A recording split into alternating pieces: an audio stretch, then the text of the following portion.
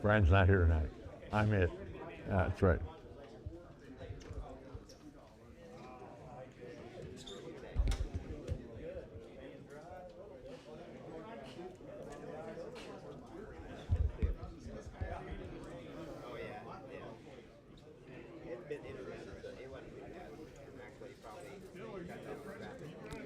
I am. We gotta do 250s. Oh, I need to tell you. Have a 20, unless you wanna just do 150. Well, let's do 2. Go 2.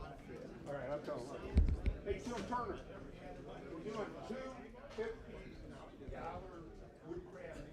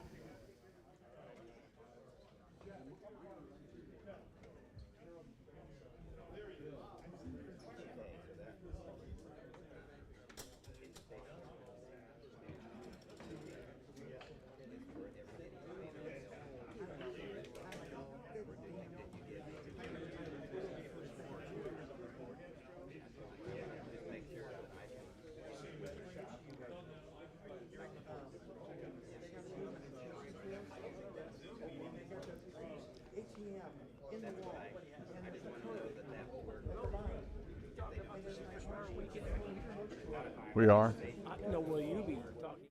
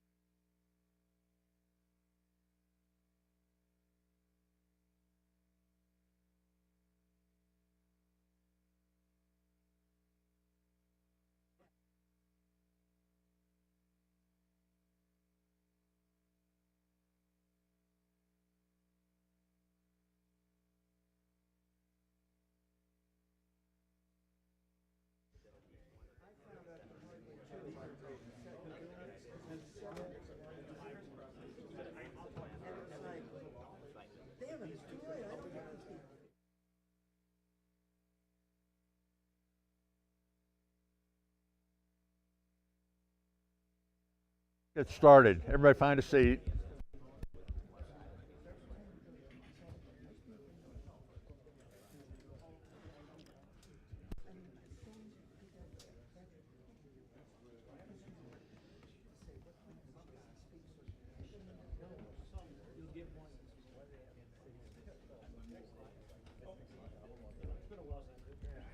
Okay, we've got a few announcements tonight. Just a reminder that we're starting the meetings going forward, including tonight at 6:45, so that we can get out of here at a more convenient time for the Shriners. There will be no show and tell next month because we have an election. Superstar Weekend, we now have 20, it's actually 21 now, and I'll walk over here and talk about that a little bit. He's going to be making a bending jig, some veneering, making a curved front drawer, adding details and inlay, and finishing it. And I had a question from one member that said, is this just a presentation or is he really going to be in front of us doing woodworking? And it's the latter. This is really a production operation that he's going to be doing. So it ought to be a pretty good show.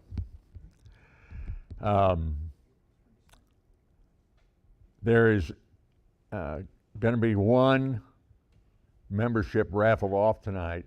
Did we take tickets for that, anybody? We'll get to that in a minute, come back to that. Tierney, we're supposed to be raffling off that ticket to the McLaughlin event. Okay.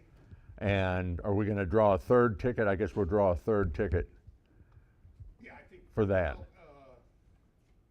Everybody should have a chance at the drawing, so, I mean, for the ticket. So why don't we get the money drawing out of the way, and then I'll give everybody a fresh ticket. That'll be fine. Okay. Okay. We're planning a swap meet at Faust Park for mid-May. Stay tuned for a specific date. Elections for officers will be next month. And please, I know we had everybody holding off on toys because the hospitals weren't taking as many, but at this point that we have some other organizations that are willing to take toys. So anybody that's in the toy making business, put the pedal to the metal and let's produce toys again. The revised bylaws for the guild have now been published on the website. Those revisions were made about a year ago and just hadn't been put on the website, but they're on the website now for anybody that's interested. Okay, new members and visitors. I think we have quite a few tonight. If you're a new member or a visitor, would you please stand up? 1, 2, 3. Start over here. Dave Christoph. Dave Christoph. Not on.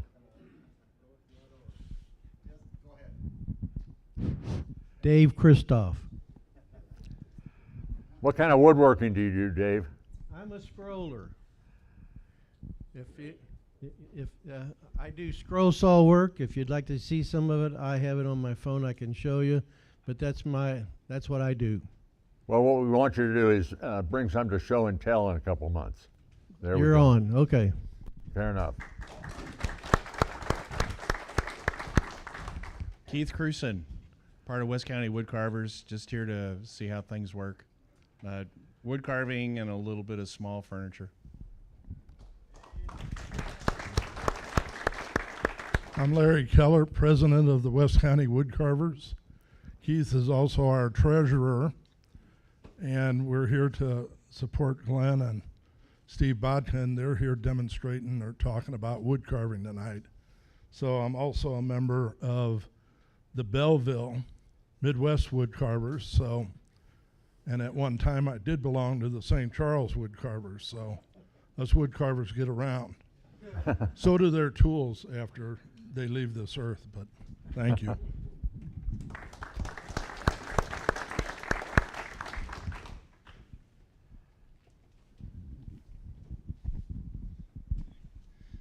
Jeff Schaefer. I predominantly do drum building, so I'm an instrument builder, but I also teach out at St. Louis University High School. So I run the woodworking class and woodworking club out there as well. All right.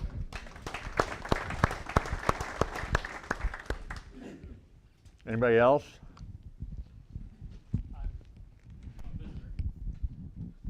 Hi, my name is Nicholas Forrest. I'm visiting first time today. I live out in Wentzville. Moved there about 3 years ago. Got my house set up with, actually had a basement shop. So kind of just getting into, I was into woodworking a lot in high school before college, but then got focused on my career. So I haven't really been doing anything for the last 10, 15 years. But I got back into it the last couple of years after getting to build a shop. So I'd say I do furniture and small trinkets and things for right now, but I want to do a whole lot more. I'm just acquiring tools. So. Great, thank you.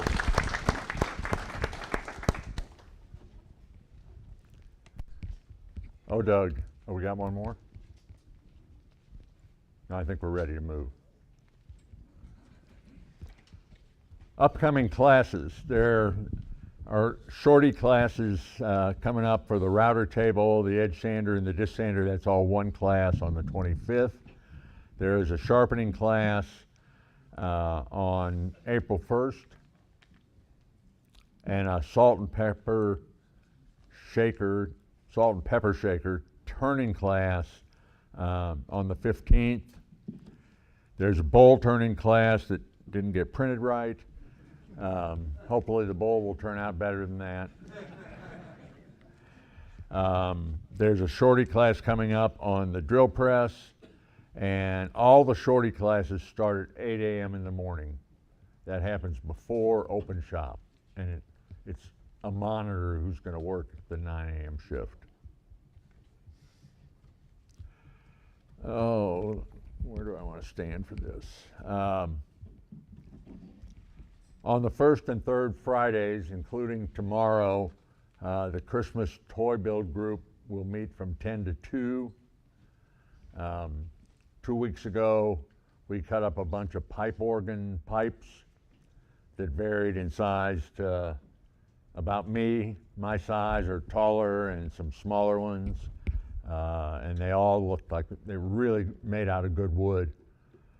It's too bad they couldn't be recycled as another organ. The Superstore weekend, like I said a minute ago, this is a hands-on presentation, and Tom McLaughlin will be building the table as he speaks to us. On April 30, there is a Rockwood toy build on Sunday. The Rockwood program has been eliminated by the teacher at Rockwood, so we have about 100 toy kits that were put together for the kids over at Rockwood, the fourth graders, to assemble. So what we're going to do is we're going to have a group of members in this class assemble these, and then these go into the toy program. There is a class on hand planing techniques on May 6th, so that you can learn how to get the most out of your hand plane. I think he is going to cover several different kinds of planes, and he's going to also talk about how to disassemble and reassemble and sharpen and all that technical stuff. I'll jump ahead. There is another fundamentals class starting in July, and the fundamentals class has a prerequisite that you're familiar with the power equipment in the shop. And since we have a lot of new members who are not familiar with that, we offer a beginner's woodworking class ahead of the fundamentals class. And what we do there is provide close supervision for people that aren't familiar with using the equipment. And all the students there will be building 2 different projects. So it gives them an opportunity to use a variety of stuff in the shop. What I've found is that in the fundamentals class, if there are students in there who are not familiar with using the power equipment, they're a little cautious, and they tend to fall behind on their project. So this is an attempt to get over some of that. Question there? Where are the classes held? Oh, that's a secret. We don't tell wood carvers that. we have a shop. we have a shop in Faust Park. Okay. Next. Upcoming presentations. In April, there'll be a bowl turning presentation by TJ Thayer, and he's actually going to bring a lathe in and turn it here on stage. So if you come, you get to sweep up too. The Superstore weekend, we've now got this in 3 slides, so I'm not going to go over this again. But that should be a good thing, and we need some more people to sign up. We've only got 21 right now. Go ahead, Doug. More of that, damn. I have to talk about Brian, how he did these slides. Go ahead to the next one. Some business that we have to transact is, question? Since you're talking calendar, is this coming Saturday, they're doing at Faust Park, dedicate the African schoolhouse that we've been working on for about a year now, doing the windows, baseboard, doors, and so forth. So 1 o'clock on Saturday, they're dedicating the Faust Park schoolhouse. So Is that this Saturday, or is that 25th. I'm sorry, I got my weeks mixed up. On the Okay. 25th at 1 o'clock. Good. So our current board positions are the president, held by Brian Ellison, and his term ends in 23, and he's going to retire. And I'm up here tonight because he's not feeling well. I'm vice president, my term ends, and I threw my name in the hat to run again for next year. Same thing, Adam Connors is secretary. His term ends, but he's going to put his name in the hat to run another year. And the treasurer, Tom Tierney, has been doing this a long time, and he's ready to retire. And we have 4 directors. The director's position is one that runs for 4 years, and it's a rotating ladder assignment. So one guy rolls off this year. Don Turner is ending his 4 years, and he's going to retire. But Dan Lender, Jay Knopfsinger, and Hal Donovan continue on. So then we're on to some nominations. For president, the nominating committee nominated Jay Knopfsinger, and he's willing to serve. I said I'm willing to serve again. Adam Connors is willing to serve. Joe Turner has volunteered to serve as the treasurer going forward.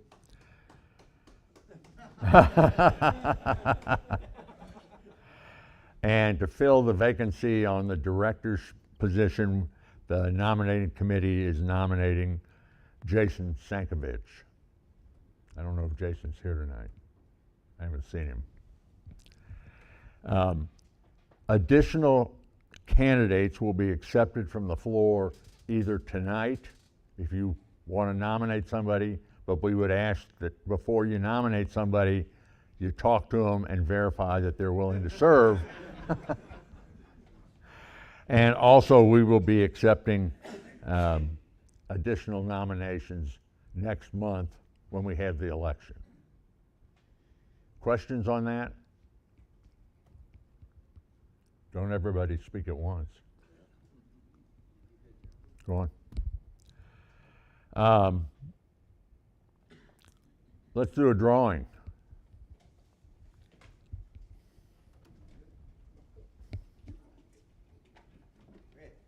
I guess we've got $2 $50 Two $50. Woodcraft as well. Okay, just that. Right? Just that for now. Who didn't buy a ticket?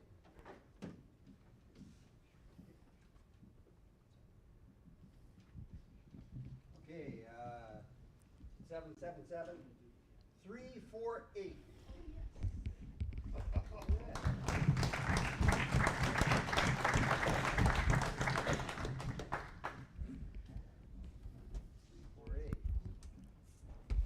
And you get to draw the next ticket. Oh.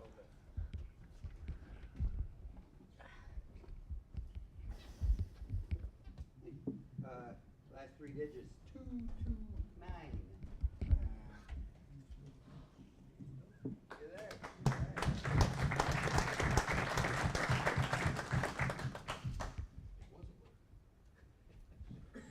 You're going to hand out more tickets? Joe already did. You already did. We just gotta swap up the bucket. Okay.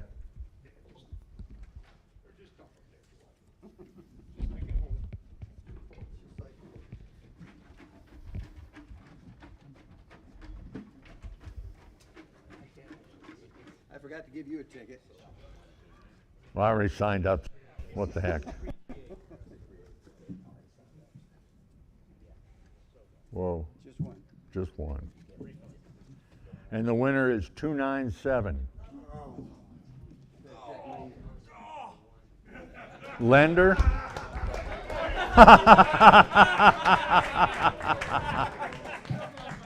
those who don't know, he's organizing the presentation, so. Put mine back in there. All right, another number.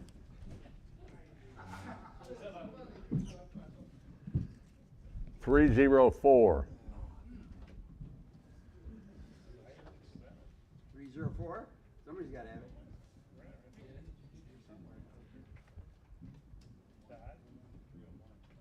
$304.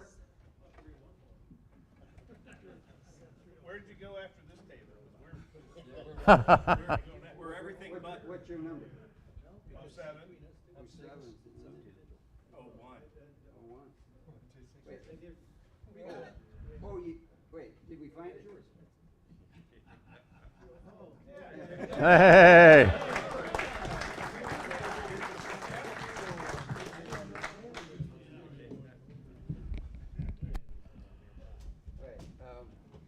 I don't know that we have anything to give you, but we'll write your name down and check it at the door. Yeah. Yeah, do you know what you want? No. Well, Dan can tell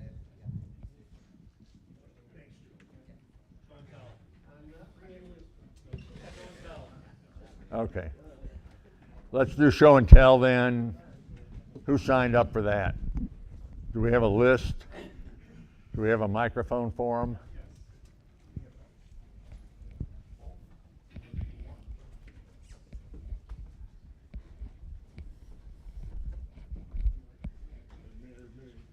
I'll knock mine out.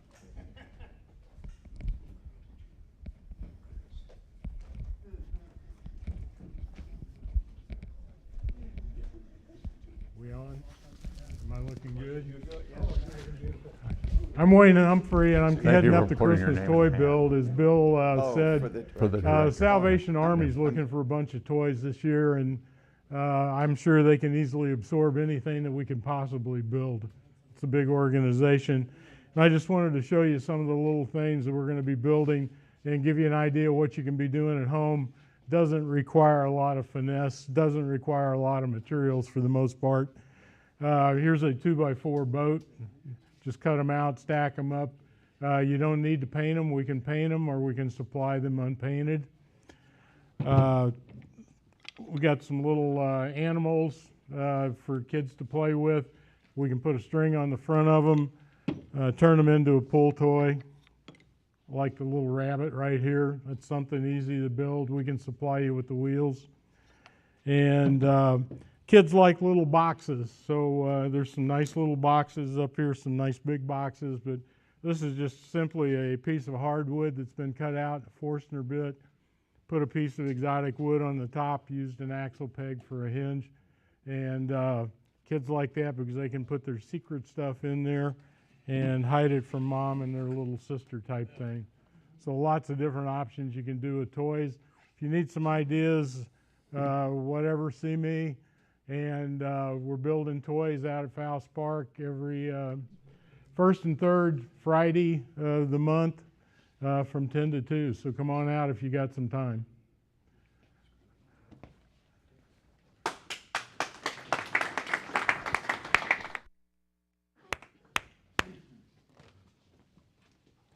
All right. So you guys know about the Home Sweet Home table program. This is probably my third or fourth.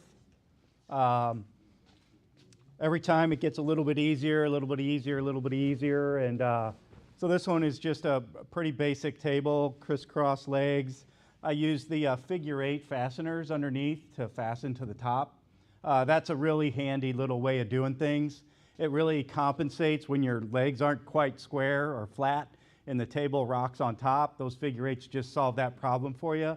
So it's really, I love them. I bought a big bag of them on Amazon, so it works really great. And then I rounded off the legs on the outside, but left the insides kind of flat and square, so it gave it a unique look. And I stained it with some Minwax gunstock color, put a little bit of poly on top and some finishing paste on the top of that, and that's all it took. So we're at about 88 though. We need to get to 100 really quickly. So if you have some lumber, put some time in, knock it out on a Saturday, or it only takes a couple of days to put these little things together. They're pretty fat, they go together good. They're easy to work with. And we really want to hit 100 for Home Sweet Home. Tom, I don't know when our target goal is for that. Is that this month, do we think?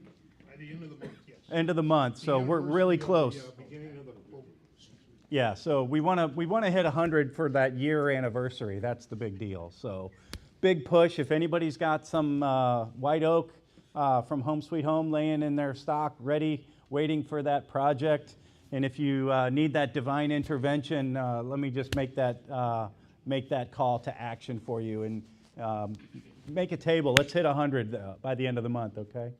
So thank you, guys.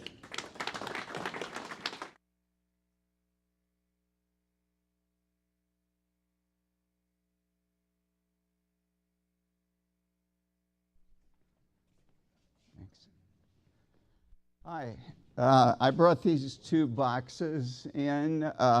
They are veneered boxes. The veneers on them are between a 42nd and a 64th inch. This larger box has a Babinga four-way matched, mirror matched insert and a border around it. This was a project that was in one of Paul Schursch's videos. I've got a double series video that he produced that I had watched a couple times. This is mounted on a 1/2-inch Baltic birch substrate, and it was glued up in Don Snyder's old vacuum bag that I bought about a year before he passed. This other box actually is my first marquetry piece that I've done. My dad had passed about a year ago, and in a conversation with one of my sisters, she reminded me that our mother did not have a place to put. We all got a small tube of ashes from Dad's cremation, and my dad served in the Navy for 6 years, and he has several patches and pins and things like that. So I decided to do a memorial pictorial piece. Dad spent, after he left the Navy, his career working for a power plant as an electrician. And so I started looking around at cartoonish type pictures and saw something similar to the scene that I produced, which is 6 by 6 inches. It's a landscape with a winding road and then a couple power towers. And I used a method called the window method for marquetry, and these pieces were so thin that to glue them together was quite difficult. And when it came time to do the power lines and have them overlap, it was impossible to do. So I went ahead and mounted this to my 1/2-inch backer, and then I inlaid for the power lines like you would do with standard inlay. And then I had another problem. I had dyed black some light colored wood that I had, and the dye didn't go all the way through when I cut the stringing to go in the channels. So I ended up darkening it with the Sharpie marker, and my finish is shellac, and you can imagine the shellac solvent is alcohol, and alcohol dissolves marker. And so I'll just finish by saying I found after it ran somewhat, and I was really minimally brushing because I knew it might be a problem, I went and got a can of spray shellac, Zinsser. I've never used it before. I'm the guy that did the shellac talk at the end of last year, and I stood back and I floated it over the top, super light coats. And I built that up, and I had no problem once I got that built up enough, and I moved away from brushing. So if anybody has interest in marquetry, I'm kind of beginning. I've got several books. This was really a cool project, and I'd be interested to talk to any anybody here if they've tried it or, you know, they have special interest.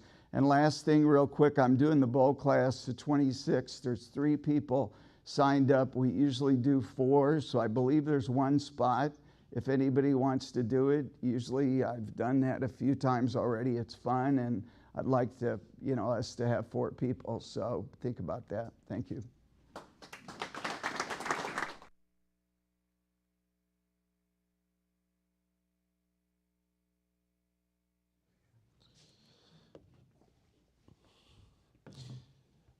My name's David Gronefeld, and one of the things I like about the Guild is the wide range of experience and expertise that the Guild members have.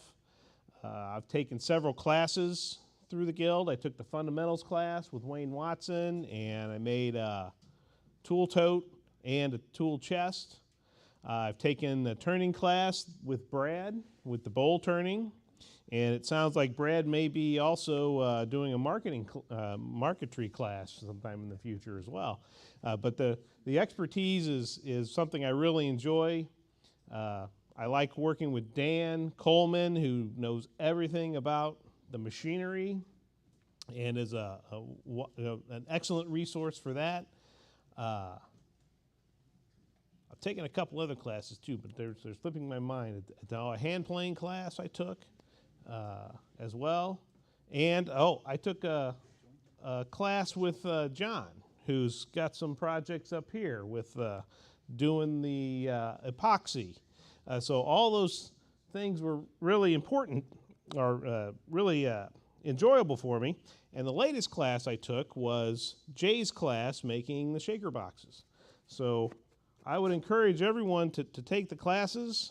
I got 3 shaker boxes that nest when we were done, and they're still together, Jay. I haven't finished them yet. There's no finish on them, but I'm very happy. I was the only one in the class, so I had Jay's full attention, which I enjoyed. But I would encourage people to take as many classes as you can. Fortunately, I was able to, since I was the only one there, Jay let my daughter come, so she was actually able to come, and she helped drill some of the holes and hold some things while I was pegging it. So it was a real nice experience, and I want to thank Jay for inviting her and letting her kind of come and just hang out for a while. And she didn't seemed to do really well, spending a whole day doing dad stuff. What was the cost of the class? What did you pay? Oh, you know, I don't even remember what the cost class. Jay, what is the cost of the class? The material comes in kits from somebody in Michigan, and they are about $35 plus $6. Yep. I got a 40% discount. I'm sorry. I got a 40% discount from the manufacturer of these things. So really, it was only $25 bought all the material for doing the set of 3 boxes, and then there was the usual charge for. Yeah, it was $30 or $40. Yeah, so $45 was, I think, the price, but Jay got a discount, so he naturally pocketed the rest of that money. That's a typical cost of Yeah. the class, right? Right. 25 Right. to $30. Yeah. Oh, yeah, they're real reasonable. Yeah, and I signed up for John's class at I think the day before it, because I wanted to do some epoxy. I work at the park, and we wanted to do some epoxy, and that was one of the things I was trying to figure out how to do, and I turned around, there's class right there. Holy cow. And so John was even nice enough to come out and help us with our project when we did that. So take advantage of the courses that we have. Thank you.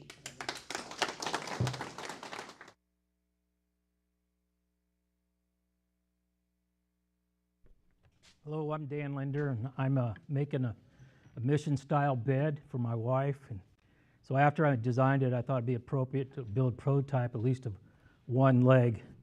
And one of the things that makes this bed unique is that none of the hardware that attaches the rail to the foot and headboard will be exposed. So this is what I came up with. It took 3 jigs to make this joint, but this is a cover plate that will hide the hardware after it's installed, but there's a grade 8 bolt that goes through a tenon that's going to be permanently attached to the leg.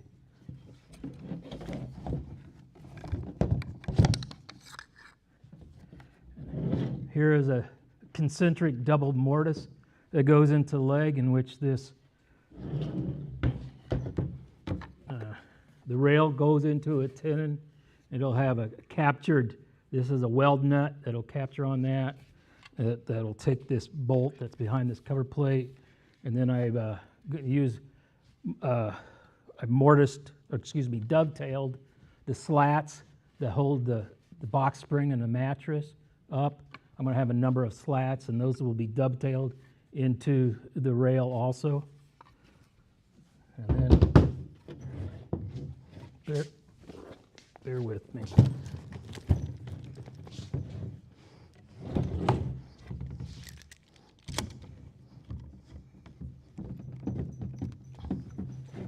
I can't.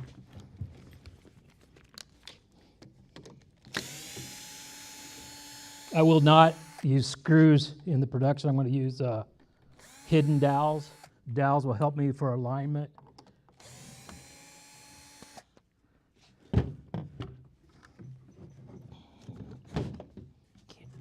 I can't get that apart. What I was going to attempt to show you is there's a spline in here holding the corbel to the leg.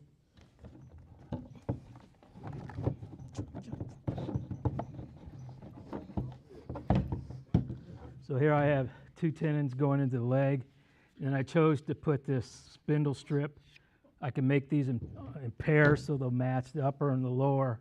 This will save me from making 124 mortises to hold the spindles. So, Tom, if you could you help hold this? Hold the leg. Hold the leg. Which one? The right one or the left one? I think that's. I got it. Got it. I got it too tight. There we go. So I wanted to, here's what I wanted to show you. It's just this corbel uses a spline to get a better gluing surface to hold those on there.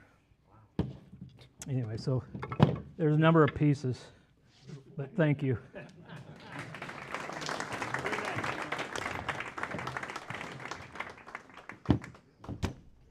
Dan, can everybody hear me? Yes. Can you describe the techniques you're using to make your mortise and tenon and to make your dovetails? Yes. So that's a little different too than what most people do. To make my mortises, I built, I've never seen one like it, but I built a mortising jig. And so on the front, I wish I had it here, on the front of it, I use those micro jig clamps that use a dovetail. And so if you can envision, that holds it in a plane like this. And then I use a router, and I have back here, I have a parallel guide that the router guide goes into. So all I gotta do is mark the cross hatches, and I plunge, route, come up, and I clean that out, and then I go to the next one. So they're all in the same distance from your reference surface. And so that way, then if you have, on like the nightstand that I built, it had different thicknesses of materials. You could use a shim, and it's always the same distance from your reference, regardless how thick your material is. So if you have, say, from the left side to the right side, if the material is not the same thickness, it doesn't matter because you're always coming off a reference surface. So that's what I use to put in these mortises. And I found that for me, when I call these round mortises, and off a mortar machine, I call them square mortises just for for ease of conversation. I make then my tenons, because I have a round mortise, I make my tenons round. And that's easy for me. Yes, you lose some of your glue surfaces, but most of it's ingrain. So ingrain has very little strength. So I'm not concerned about that. Particularly, I have a lot of surface here. So that I have plenty of surface to keep that on there. Then for these dovetails, that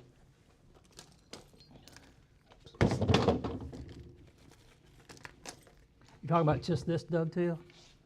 Or any dovetail? Any of them. Oh, well, when I'm making a drawer, I don't cut my dovetails by hand. I make them look like I cut them by hand, but I use a table. I have another jig, and I use a table saw. I have a table saw blade. It's cut to a special grind. Mine's 10 degrees, and I got to my second set of dovetails came out, if I have to say so, pretty darn good. So, you know, it doesn't take much if you get the special grind blade, and I could maybe show that someday, but Okay. I had good results. Where'd you get it from? I got mine from, was it? Yeah, Quinn, W.D. Quinn in St. Anne.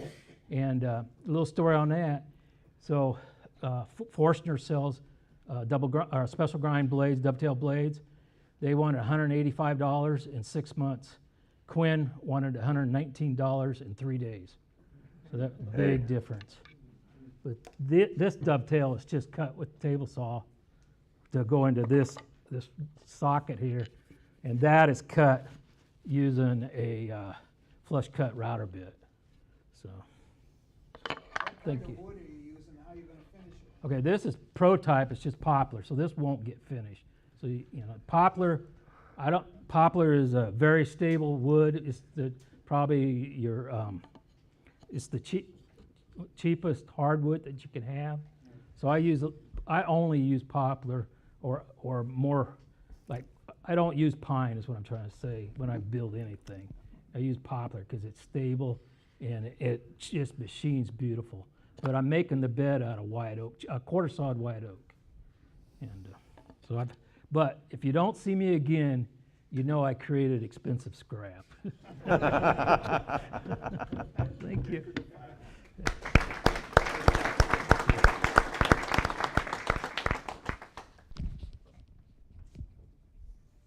Oh, hello, John. Anyways, my name's John Ferreira, and it's a bowl, actually a vase I made out of I think it was pine root ball. I found it by the side of the road, so I couldn't tell you exactly what it was. It's still got some sap coming out of it, but it's got, I rough turned it. Well, first I dried it in a vacuum oven, then I rough turned it, and then I set the thing on fire. Totally charred it. And then I wire brushed all the char off and did the epoxy and then did the final turning. So that gives you all the black lines and coloration is from the char. And then a little epoxy work on the top. It was actually supposed to be red up here too, but when I did the first pour, it sunk down in there, and when it came out of the pressure pot, I did a second pour with the clear with a little bit of smoky looking stuff in there. And then this was a box elder blank, and the dark spot here was all termite damage. This was all dust. And I did a quick stabilizing with, I use BVV is a company that makes it. It's like cactus juice, but a lot better. And I only did it for like 20 minutes. So it only darkened where the wood was either gone or punky or powdery. And that give you, I like the color variation in it. And then I did a little epoxy ring on the top. If you look at it close, it looks like rock crystals in there. That's actually dyed bath salts. But anyways, there it is.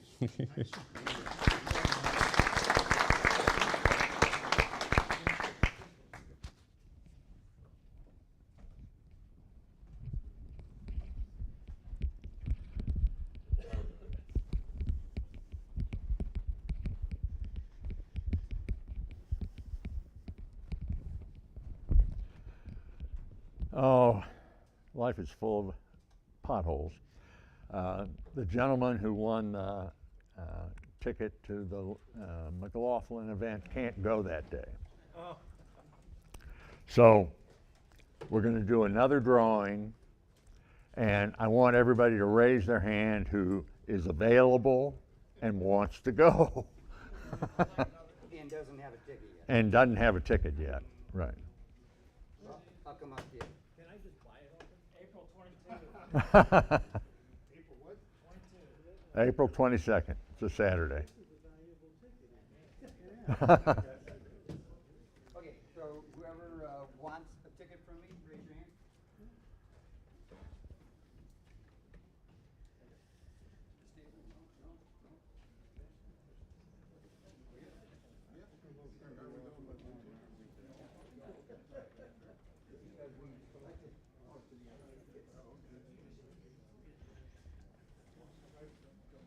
I'm already signed up, but I went out to speak to somebody. That's true. Anybody here?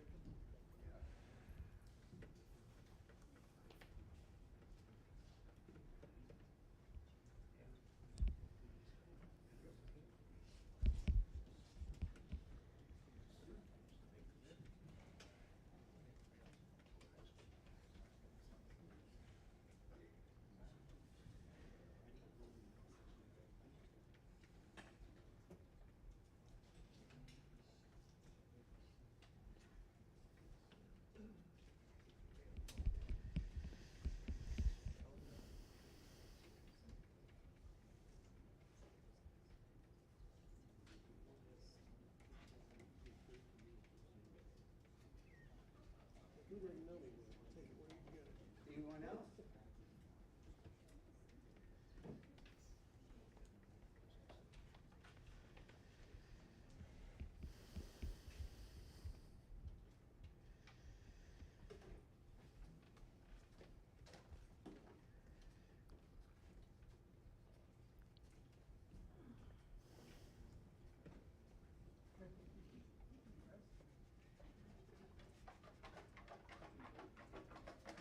Let Todd pull it out.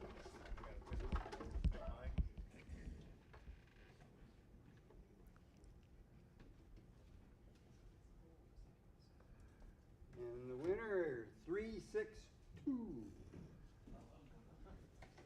Almost. 362. All right.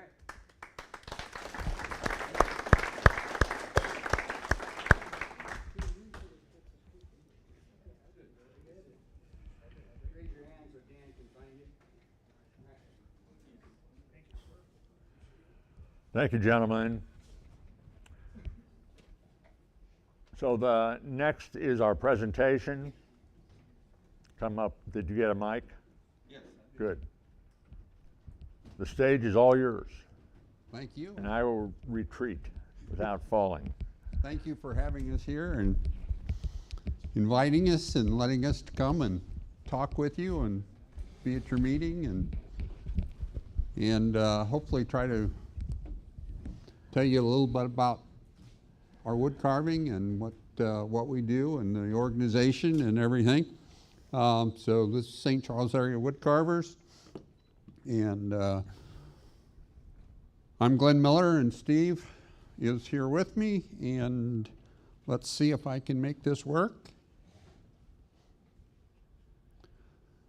I've been carving. I'm the president of the St. Charles Area Wood Carvers. I've been carving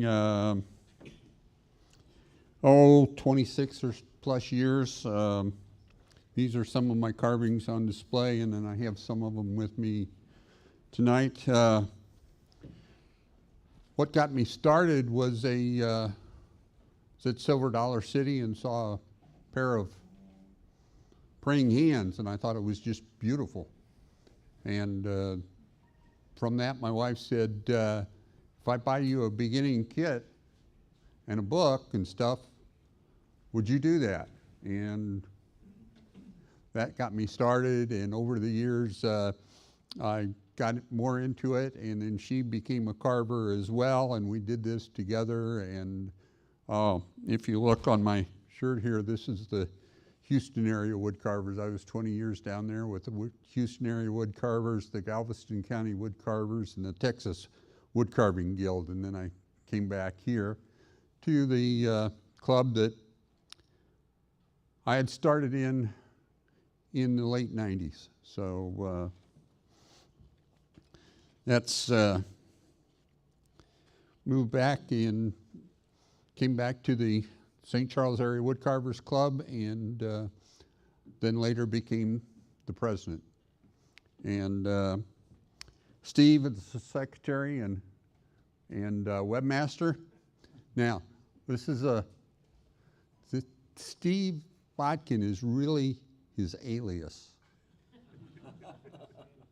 He's out of season, so he uses his alias. Anything to add, Steve? That's good enough. Well, Steve's been carving, what, a year and a half? Year and a half. Yep. And so he does some fine work, and he's very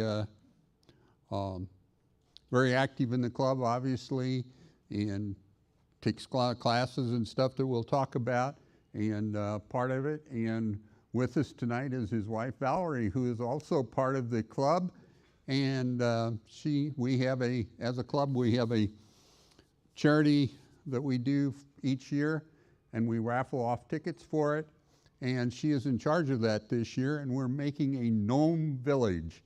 And that's going to be a very interesting piece. And we're just starting to get the pieces made, and everything's starting out, and see where we go.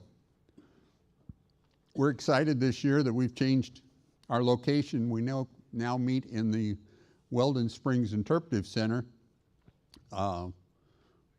which is the reclamation site from out of Weldon Springs. So it's a brand new building. First year it's open. It's got a great facility. It's got fantastic lighting for us and gives us a lot of opportunities to do things that we haven't been able to do before. We can have class. Before we were out of school, so we were limited when we could have openings and everything, and now we can have classes during the day, we can have them on weekends, we have our meetings at night, and so gives us a lot more opportunity, and we're seeing a good number of additions to our group already, so excited about that. And this is where it's located. We're at room number 3. We meet there on Wednesdays, 6:30 to 8:30. We actually carve while there, and we have meetings 2 days, or 2 of those Wednesdays a month, and the others are open carving. And we also have, on every Monday from 9 to 11, we have carving at the Senior Center in St. Charles. And we have some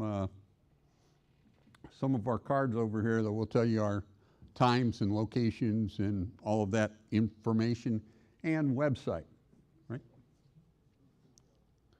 So this is our website. Welcome to the club. This shows last year's charity, which was a friendship cane, which all the members made a block and put it together, and it was for Crisis Nursery, and they were very excited about that.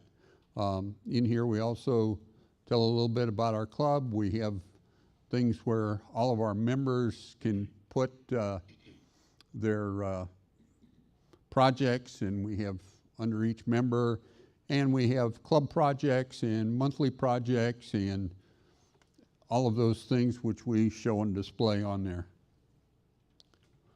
But so that's kind of an introduction of who we are and some of the types of things that we do. And officers, myself, Connie, Charles, and Steve, and directors, and so that's how we're set up.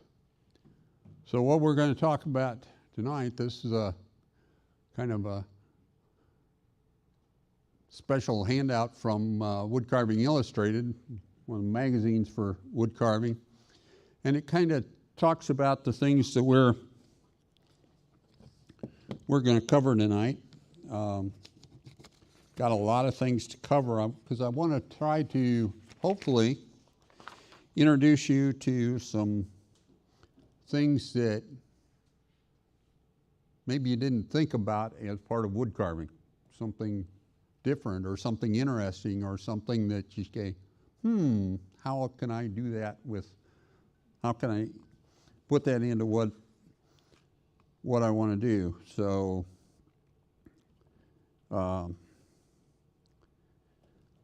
so it talks about cuts. Stop cut, paring cut. Let's see. Since I can't see that one over there.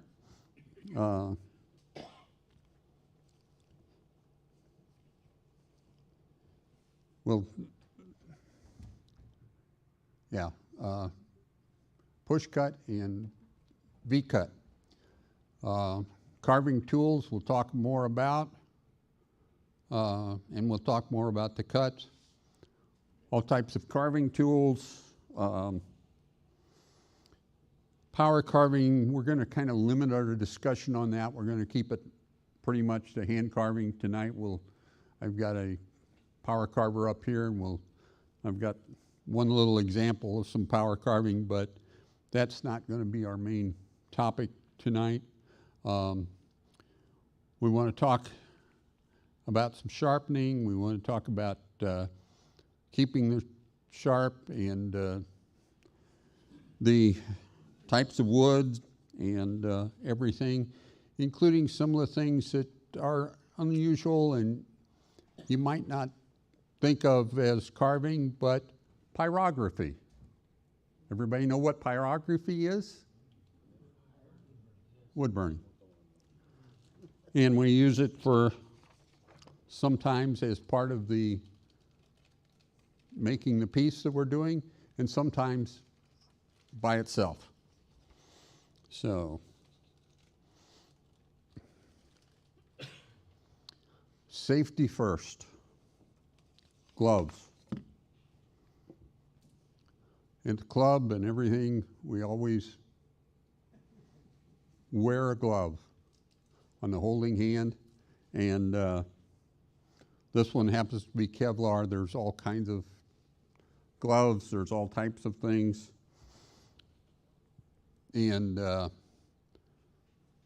some of us like to wear aprons and stuff, and that's another good safety thing. I've had a friend that he was carving and didn't have his apron on, was wearing, down in Texas, wearing shorts, and he dropped the knife.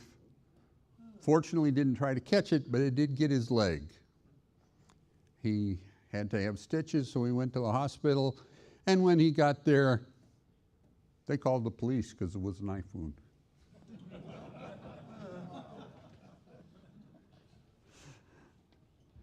Okay, thumb guard.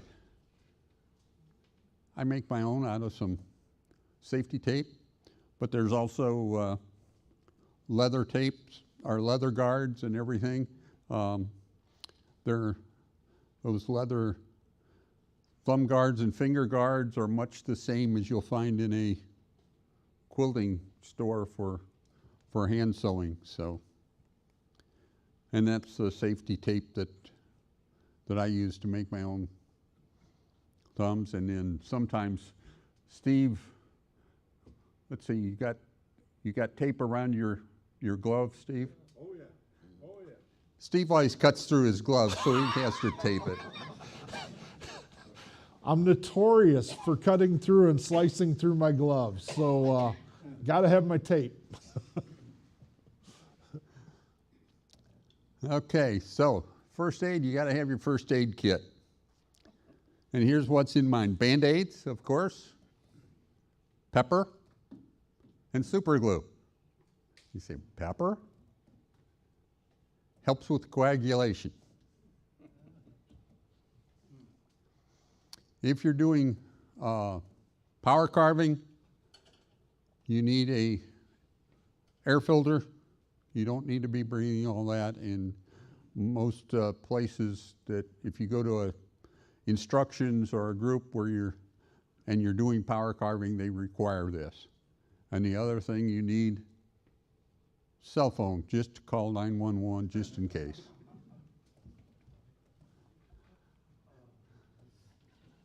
Okay, tools. Start with knives. I've seen all kinds of knives used. I've seen everything from box cutters to fish fillet knives being used for carving. Now, don't ask me why or what the advantage of those two things are. I couldn't tell you. But some people have tried to carve with them. Some with success, some not so much success. So, a lot of different knives, and you'll see that I have quite an assortment. And why different ones? What's the difference? Well, blade length, handles, you know, and what some of them are thinner, some of them shorter, and some of them, the width of the blade, the spine of the blade, and the strength of the blade, some are very thin or make them flexible. Some are stiffer, make them very stiff. Now, why the difference? And what's the advantage? Well, if you're doing what we call roughing out, taking large amounts of wood, you're probably going to want a harder, bigger knife, and you take more wood off at a time. If you want to get into very thin places, you may want a different knife than that. You may want something very thin if you're trying to carve the very slight area between the eyelid and the eyeball, which they all worked on last weekend at one of our classes.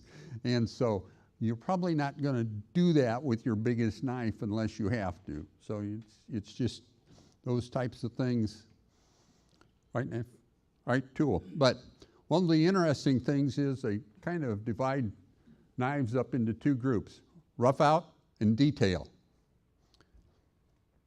Whoops, I hit the wrong thing there. Now, this knife, big handle, big long blade, that's a rough out knife. So is that one. So is that one. Now, per the manufacturer. Now, exactly why he labeled that as a rough out knife, but he did, and that was my first good custom knife that I bought, and I love that. And one of the things about that knife is when I got that from him, he said, never strop my knife more than 3 times on each side when you need to refresh it. And we'll talk about stropping and sharpening in a little bit. I've had that knife 24 years. I've never had to sharpen it again other than when I dropped it and nicked the tip of it. But other than that, whenever I've stropped it, I've only done it 3 times, and it's still super sharp. So, what does that mean? These knives all have different materials. They're made different compounds, different things that they're made from. Normally around a 59 or 60 Rockwell, so they're hard enough to be very rigid, hold the edge, but not so hard that they're brittle. Of course, there's other things besides the knives as well. When you get into bigger carvings, we get into the full-size gouges and mallet tools. And when you're doing that, typically hold it. This is a carving screw. Hold it in the piece. Put this on 2x4 or something that has a... Yeah. I forgot you had it upside down. Yeah, half of those go one way, half of them the other way, see? And so there's actually 2 sets of full-size mallet tools there. And what's the difference between them? One of them is quite a bit cheaper than the other one. The other one's top quality, top price. What's the difference? Well, both of them are relatively good steel, but the higher priced one is better steel. But the other one is, it doesn't come sharp. You have to sharpen it. The higher priced ones come sharp. So, you know, it's kind of beware. If you're comfortable and know all about the sharpening, and there's tricks to sharpening carving tools, why you can do it and save some money, but it's one of the big things about carving is, and we'll talk more about that, and then the palm tools. So these are smaller tools, fit in your palm. Steve's got a set of them there. And they're different sizes and different things. Now, if you look down here, always hitting the wrong button here. These palm tools, as well as the large tools, they typically, the good ones, some of the lesser brands don't, but the good ones have numbers on them. And the numbers start from 1 through 11, and then there's more numbers on that beyond that, but those become into specialty things. The only ones that I can remember off the top of my head are the 1 through 9, the 11, and 12. 1 through 9 starts with, 1 is flat, just straight, like a knife would be. 11 is like a U, completely big U, big out. And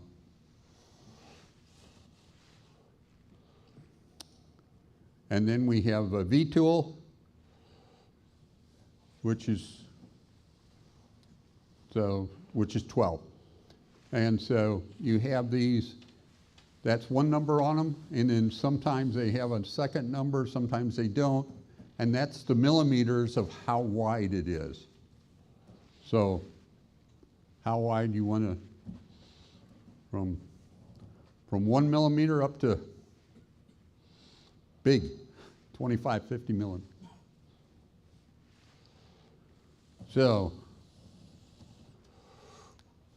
a lot of different manufacturers. Carving knives are hard to get right now. Helvey is the probably the #1 out there, and if you were to put an order in right now, you'll probably have, what, a 6-month waiting period? Yep. And if you can get the order in at all. And so a lot of people are buying these tools because they come with pretty handles. And then some of them come with what they call signature series, which are professional carvers, generally from the CCA, that have their name and they're numbered and all of that type of thing, so they become collector items as well, so they're hard to get. So there's Helvey, there's Ramelson, there's OCC Tools, there's Flex Cut, I like Dunkel, Drake, a lot of different manufacturers. Where do you get those? Well, here locally, the stores are Woodcraft and Rockler, which I'm sure everybody's familiar with. And let's see.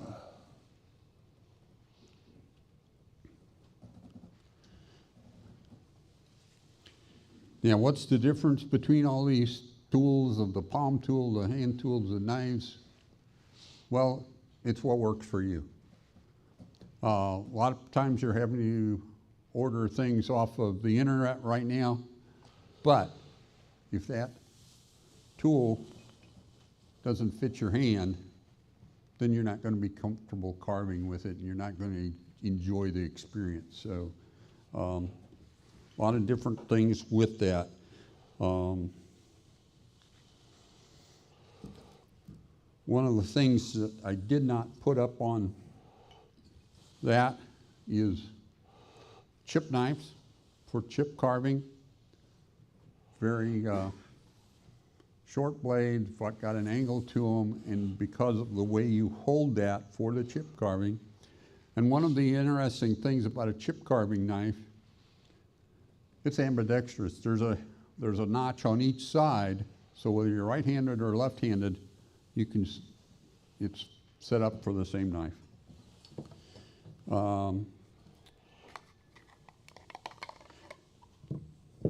I brought a couple of other specialty knives. This one's a hook for doing bowls, rounding out a surface.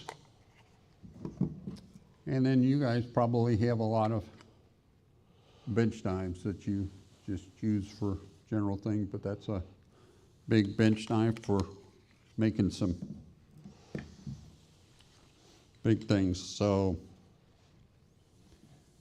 that's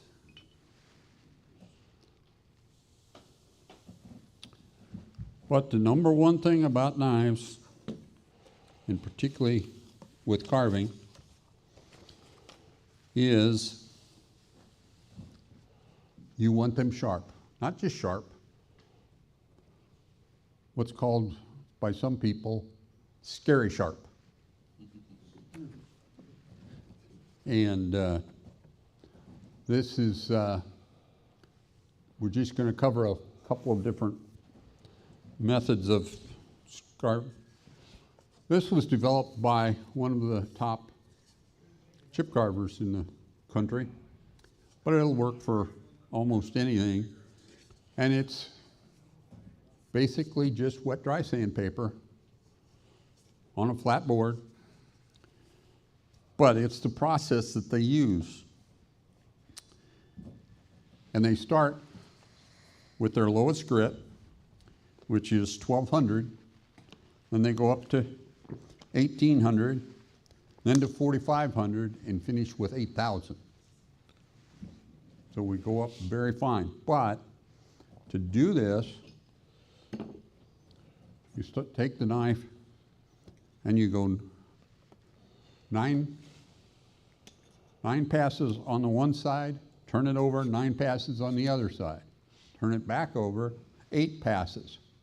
8 passes. 7, 6, 5, 4, 3, 2, 1. Go to the next grit. Same thing. 9, 8, 7. The next one. 9, 8, 7. Next one.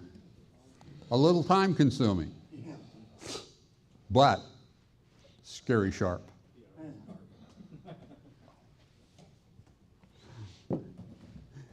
Now, you can also use some stones.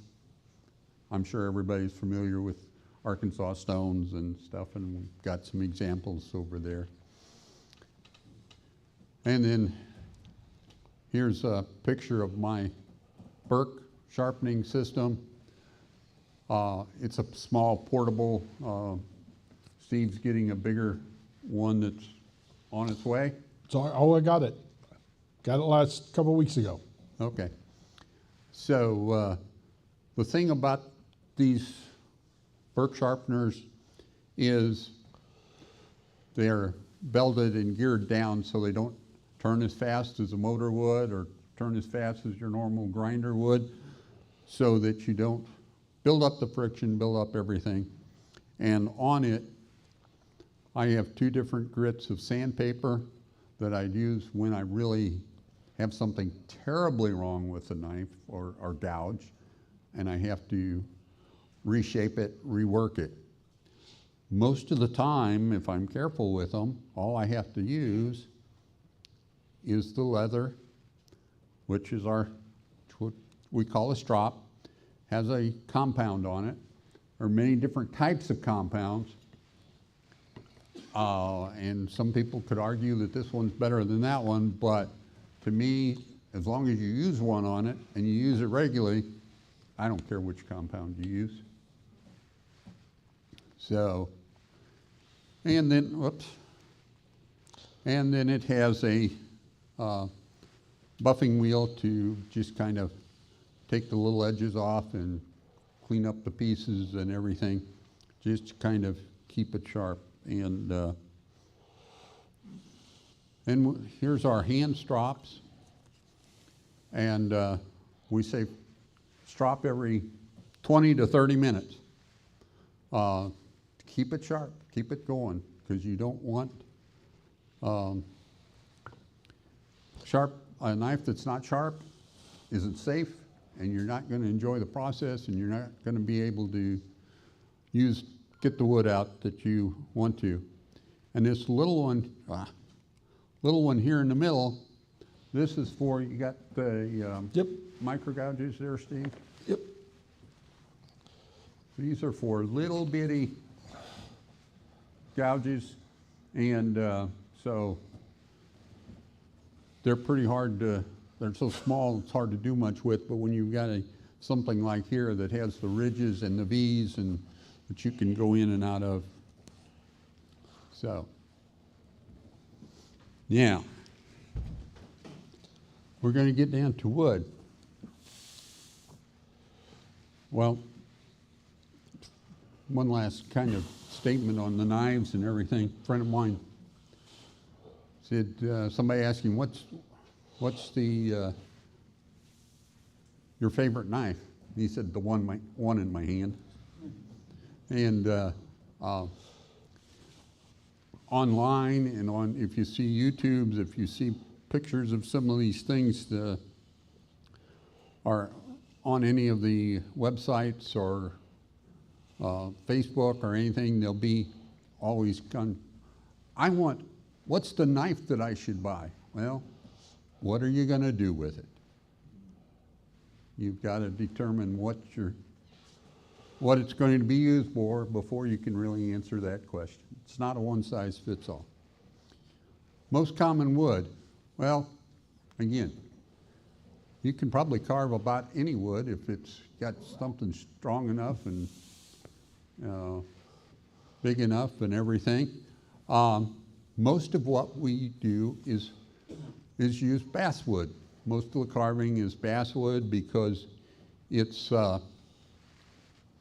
soft, but yet it's strong. It's soft to cut through, but it's strong and will hold and everything. And it's got very little grain. We'll talk about that in a minute. Butternut's another good wood, but it's got more of a grain pattern. Cottonwood bark, we'll show that to you in a minute as well. It's a very different thing. And when you get into power carving, you go into Tupelo, things like that, where work better with power than with hand tools and for fine detail there. Spoons and kitchen utensils and stuff.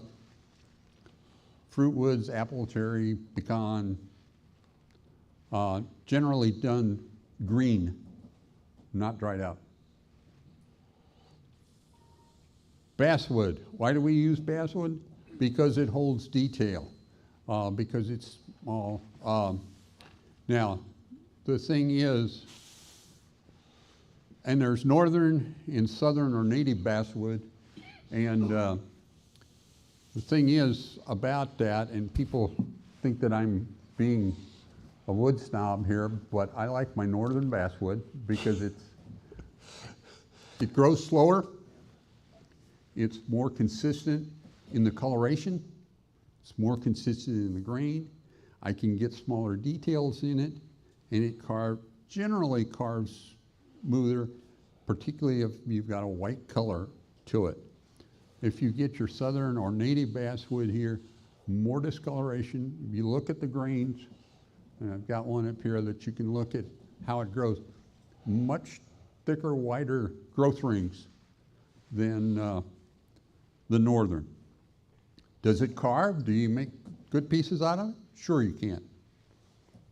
just depends what you want to do with it and how much detail you want. And if you're doing a piece that doesn't have a lot of detail, it works fantastic. And even down to quite a bit of detail. So again, what you're doing with it. Butternut. We've got a piece across here, and the thing on it is, unlike the basswood, you see the grain. And on certain pieces, like this one works out pretty well, and if you come up and take a good look at it, the grain really adds to the piece that you're carving. Unlike the basswood, which you're typically have to paint. So cottonwood bark, you got a piece there, Steve. Now, we're talking about cottonwood bark. Again, I'm going to my North Dakota, I'm going to my north climates. You're probably not going to find cottonwood bark here in Missouri, near the rivers, that size. And so it gives us a lot more room to carve, and it's got a beautiful coloration and everything to it. Okay. Now, let's get into types of carving. Incise carving. This is where I started. Those are the pieces that I started on. Very, very simple. Reading the very beginning books of just outlining what you're trying to do. And just very, very simple, but learning to use the knife, learning how to make corners, how to go around, how to make V-cuts, how to do all those types of things. And then we moved on to relief carving, which is, okay, this is one of my next ones that I did. Again, going around the flower, but now we're digging in. We're giving the flower more depth, more substance to it, and now we can add detail and give it some ins and outs and see the petals kind of curve and those types of things. So, but now we went to a bigger, more detailed relief carving. Now I'm seeing a lot more. And the other thing is, to me at least, particularly when you've got a good light on this carving, that post looks like it's coming right out of that carving. I mean, that post looks to me like I can reach out and grab it. So that's what we can do with the, this obviously was not my first relief carving. But as you look at this, and you look at the relief carving, now we're getting into more depths, more levels. And you see the woven wire there, and you can see how it looks like that wire is wrapping around the other strand of wire, and it's separated from looks separate from the background that it's actually on, even though they're touching each other. And then here, if you look very closely, right there, and you can come up and look at it, and on the other side of the post, that piece of wood actually comes out in free air, that strand of wire. So there's actually an air gap between that wire and what's behind it.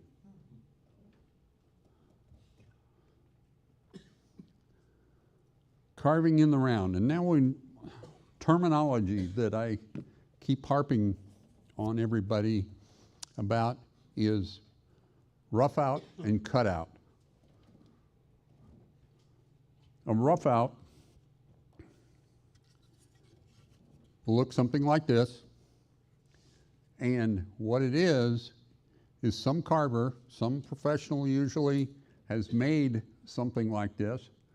They've either went to a duplicator or went to a company that has a CNC, and at a group of anywhere from 2 to 24 at a time, they've followed what that original was, and leaving room for carving, went around it and cut that out, and getting all the waste wood away, so you don't have to start with a plain block that's this big. Now, what's the advantage to that? You can start on the details. You can do these types of pieces without having to have a lot of bigger equipment that we'll talk about in a second with, for doing cutouts. And for an instructor, then he can have all of these lined up that he's done before many, many times, and he can get a group of students and go around and teach his method and teach them how to do his style of carving. Now, you see these two Santas.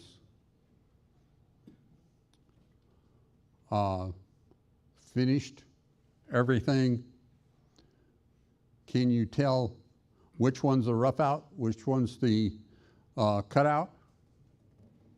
I can, but most of the time you can't. I can because I know which ones what I did them from.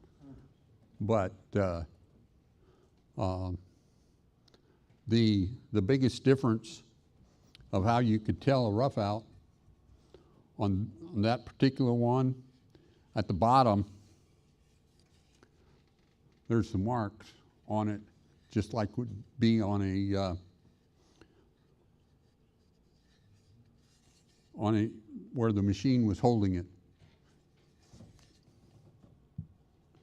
just like would be on a lathe.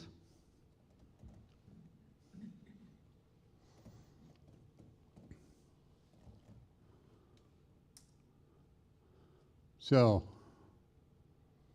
now there's realistic animals, and we've got some shown up here.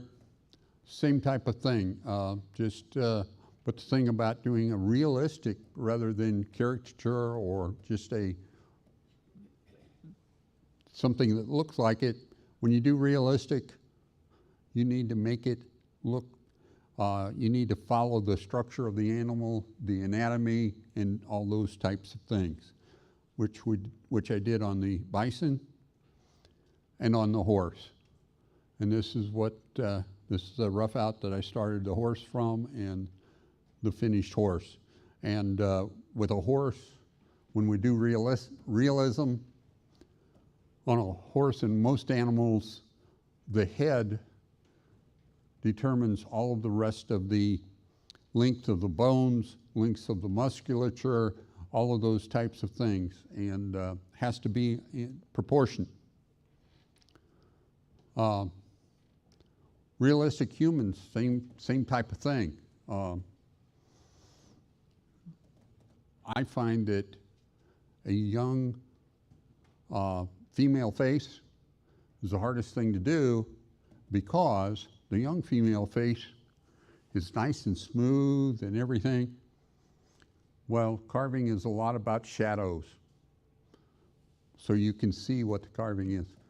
So a wrinkly old man like me, a lot easier to carve because you can put all these wrinkles in and give it character, where young lady that's smooth, much different. Now, what's the opposite of realistic? Caricature. Okay? This is a caricature.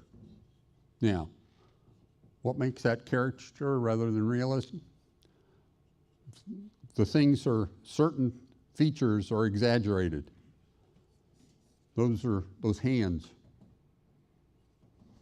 are obviously larger than what you would normally see on a hand. The head is larger. While the nose and all of the things look like we expect a face to look, they're exaggerated, they're bigger. And, but you keep some of the main things like faces are 5 eyes wide. Did you know your face was 5 eyes wide? It is. And you can go into complete theories and calculations of what makes someone beautiful because of the how those percentages work together. Who cares? Make it look close.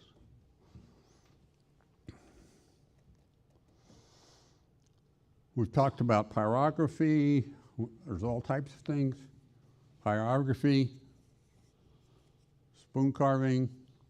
There's spoon carving for utensils, spoon carving for what they call love spoons for decorative. Power carving, primarily, not totally, but power carving's a lot for bird and fish. There's a little bit of power carving on this dragon, just all the scales and everything.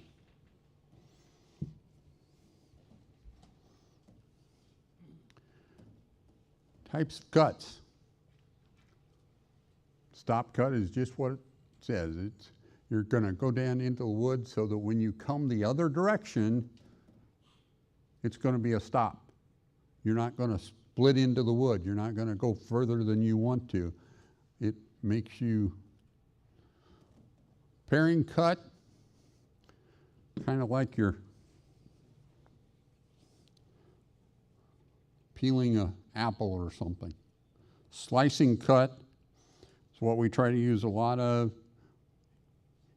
You hold it, you position your supporting with your thumb, and you use a lot of wrist.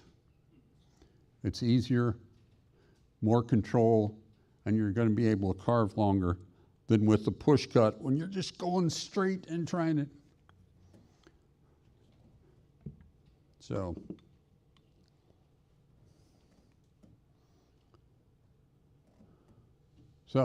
what do you need to get started? Glove, knife, piece of wood, and your safety equipment.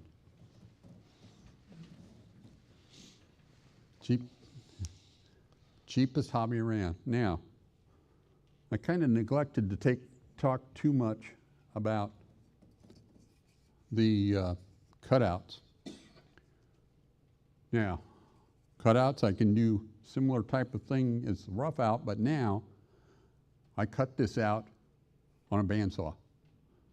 Now, probably a lot of you, or probably most of you, have a bandsaw. Not everybody does. Not everybody has the room and location and everything for that.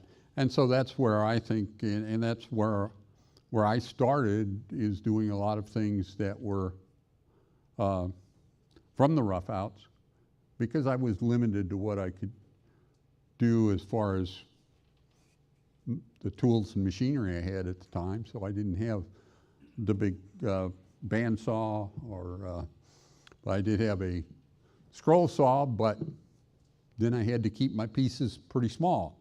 So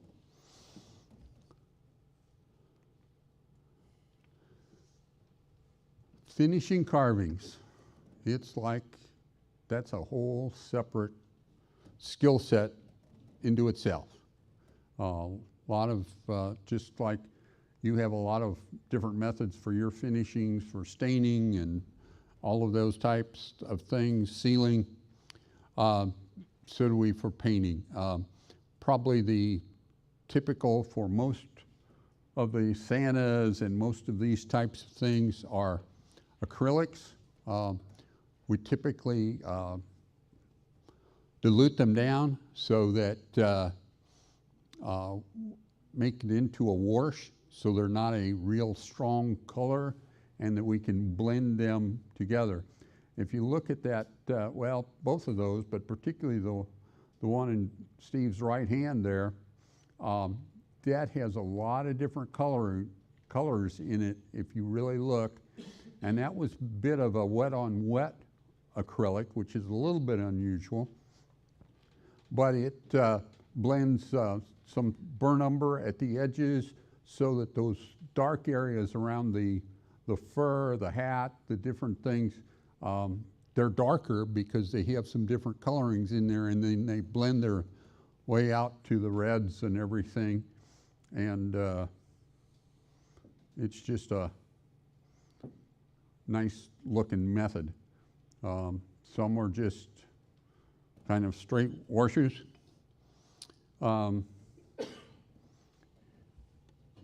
This relief carving was a wet on wet watercolor.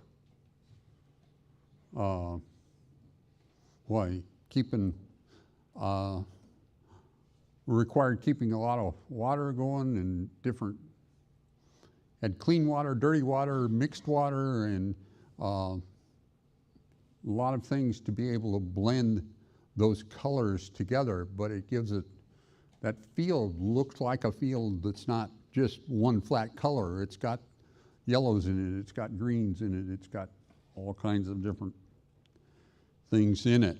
So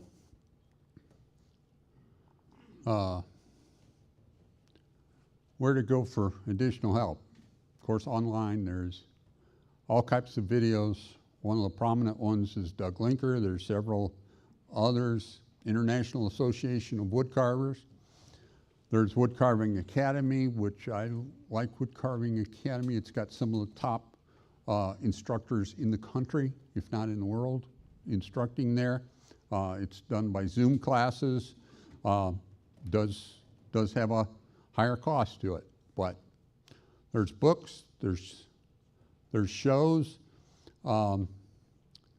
We have the Midwest Artistry in Wood, which will be coming up in October this year in Belleville.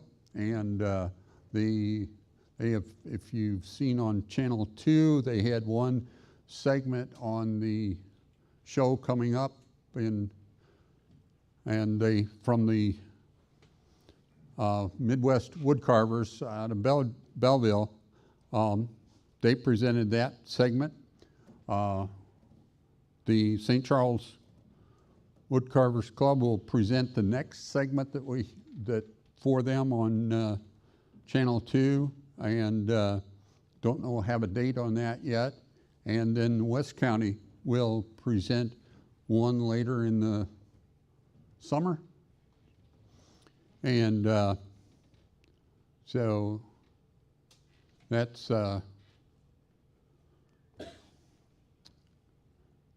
so this is about their show.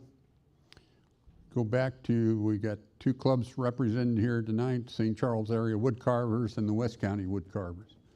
So we've got some business cards for us. Do you have anything? Any? Okay. But you can go online and find their information. So one of the great things about a woodcarving, wood and craft show like we'll be in Belleville is great place to purchase carvings, but also there will be tool vendors, tool suppliers, sharpeners, all types of things that we go as carvers to see what's the newest and latest, greatest tool, and what's missing from my toolbox that I can add to. You never have that, you never do that, do you? No. So, and plus it has a judge show for all levels, so you can, they have a judge that goes through and judges these things and picks out the best, and then also will often give you critique on that so that you can improve your work. St. Charles Club, all welcome to newbies to experts. We have monthly club projects which we work on, and for very nominal fees we provide the wood and training and help for everybody to do those projects. We also have, we bring in help. We have instructional classes by known wood carvers. We're bringing in Wayne Larimore in May. He's a caricature carver of America. It's a limited number of members that are active members in the Caricature Carvers of America. There are only 25 active members at any one time in the Caricature Carvers of America, and so they are basically the top at promoting caricature carving. Then in September, we're bringing in John Engler from Springfield, and this is the type of carving that he does, medium relief. This is where I learned it from John. Great gentleman, and so we're bringing those things in. We have a library, books and DVDs that can be checked out by our members. We do the charities, which we talked about a little bit, that Valerie is working out, and then we have our website, and we're working on a Facebook page, but it's not quite there yet. And we have coffee and snacks every night, and we meet every Wednesday night, 6:30 to 8:30, and sometimes it's a meeting, sometimes it's open carving. And doors open at 6 o'clock. And the West County group meets the first and third Monday nights from 6:30 to 8:30, and meetings at 7 o'clock, and Steve and I are also members over there, so we get to go over there and bother them as well. So, but they have some once a month they have carvings on Saturdays, and we just did a carving last Saturday, and they fussed at me because their hands got tired, but that's okay. What did I miss? Didn't miss anything. One thing I would like to say is that if you are interested in carving, before you go to some store like Rockler or Woodcraft, and you go in there and tell them you're interested, because they will sell you everything you would need for years. Okay? Come to the club. Come talk with us. Don't do what I did, because that's what I did. I went there and bought all kinds of stuff and then found out I didn't need most of it. Come to the club. And bought a little wood, didn't you, Steve? Yeah, I did. I bought about $500 worth of wood, and it was unfortunately southern basswood that he was talking about you don't want to buy. So if anybody wants some, I got some. Come to us. We will help you get started. We'll explain to you. We've got people that will work with you, help you at any of our meetings. It's free to come. If you want to join us, it's a very expensive charge of $10 a year. Okay? That allows you to come to all of our training sessions where we bring in the experts to help you out. And we always have beginning projects. I mean, Yes. I know Steve and I both have little boot projects. If somebody comes in that it's never carved We'll get you before, started right away. we can get you started. We've got safety equipment for you. We've got knives that you can use, and we get somebody going first time they come in. So please feel free to join either our group, the West County group. We're always there to help whoever wants to come in and carve. Okay? It'll save you some money from doing some of the things some of us have done. to get started. Because really, all you really need to get started carving, glove, thumb protection, and a knife. That's really it.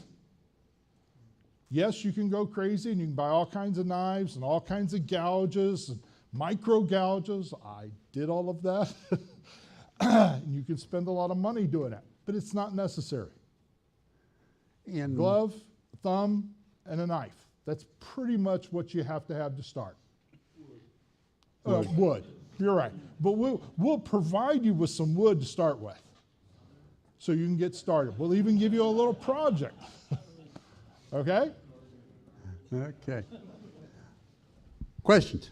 Yes, hi. How many members are in your guild or in all of the guilds combined? Do you have head We're counts? at about 25. Yep. And you're at 35? 35, yes. And the Belleville Mid-American Woodcarver is, I think they're about 50 or 60. Oh, wow, that's a big one.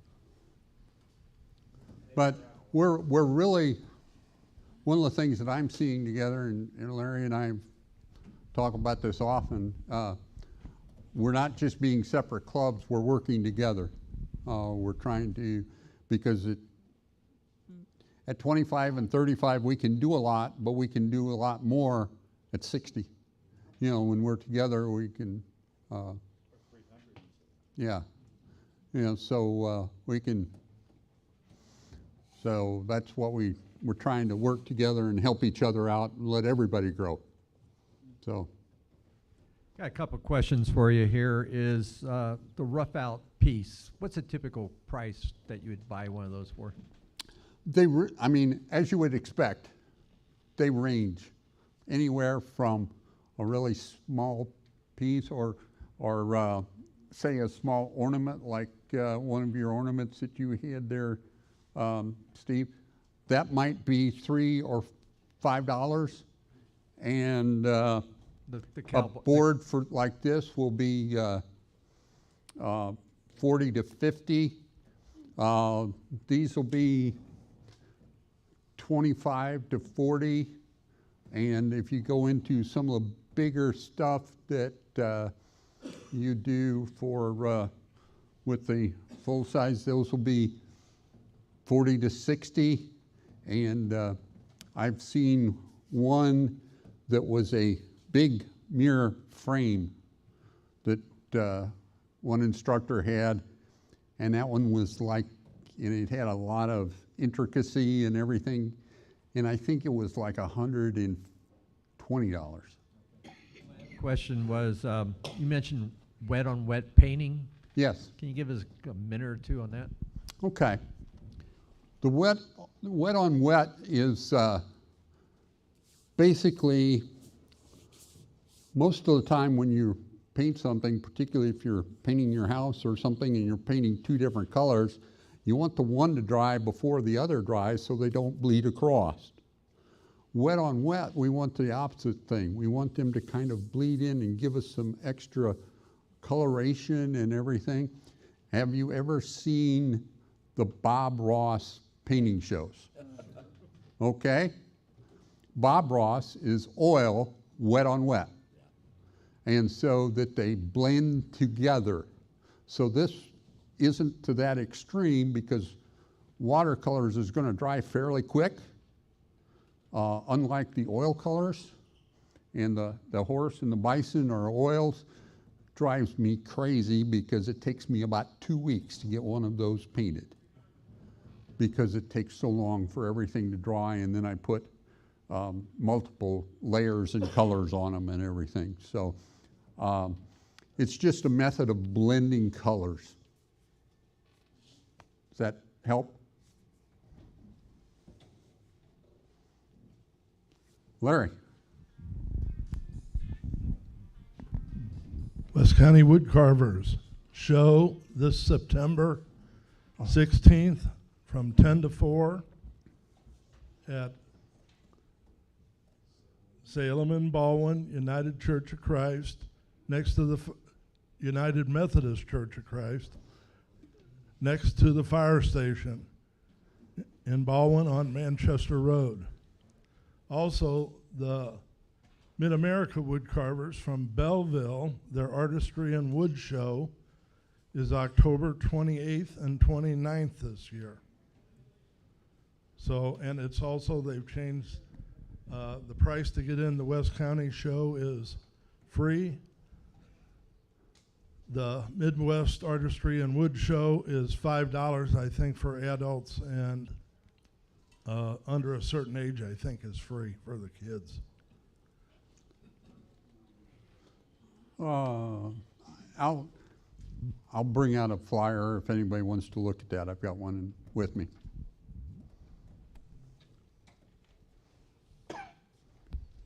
Any other questions, comments? Gentlemen, thank you very much.